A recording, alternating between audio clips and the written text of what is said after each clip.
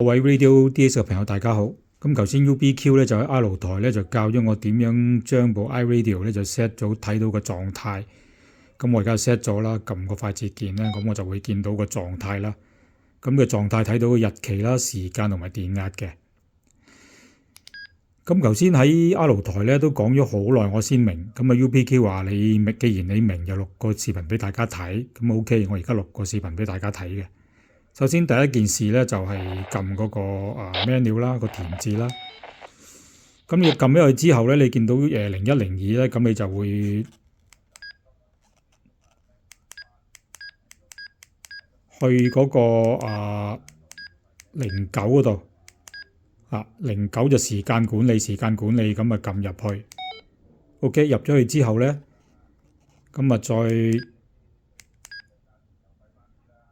再揀系統時間撳入去，咁你呢個時間咧，頭先我就唔啱嘅，頭先我就校啱咗噶啦，25年啦，或者我點樣 set 時間咧，就咁撳 keyboard 得噶啦。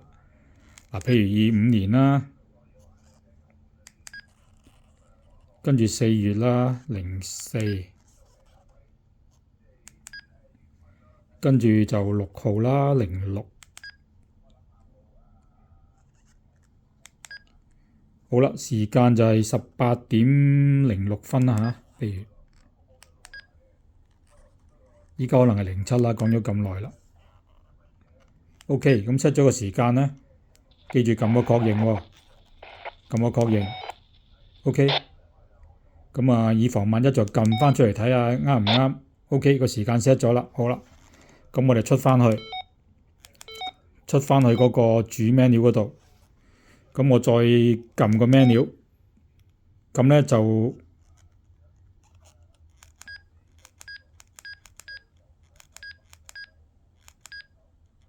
揀個02按鍵定義，02就按鍵定義，撳入去。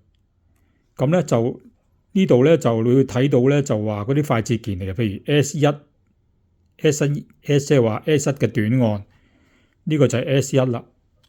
咁我其實頭先已經 set 咗個狀態查詢噶啦，咁即係其實狀態查詢咧就係睇嗰個時間啊、日期嗰啲嘅。咁但係為咗示範俾大家睇咧，咁我揾一個快捷鍵未 set 嘢嘅，我揾個未 set 嘢嘅。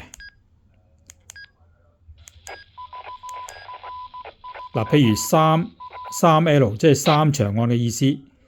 咁我就揀呢個咧，呢個未揀嘢，我就揀呢個3長按。入咗去之後咧，咁你就揀啦。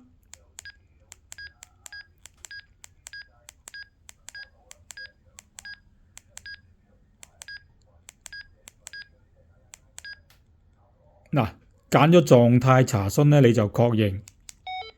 好啦，咁即係話咧，而家3長按咧就係狀態查詢。OK，我哋出翻去。咁咧3長按撳咁咪出到嗰個時間咯。